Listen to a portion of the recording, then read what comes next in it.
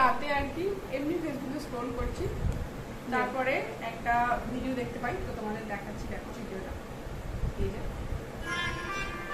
লুচি দিয়ে কষা মাংস খাচ্ছি আর কি কেবাঞ্চে। এবারে ভিডিওটা আমি আমার প্রোফাইলে পোস্ট করি আর আমার মাকে ট্যাগ করি যে মা করে দাও ওটা প্লিজ, এরকম এরকম করে দুটো ইমেজ দিয়ে। তো এবার আমার মেনুটা দেখো,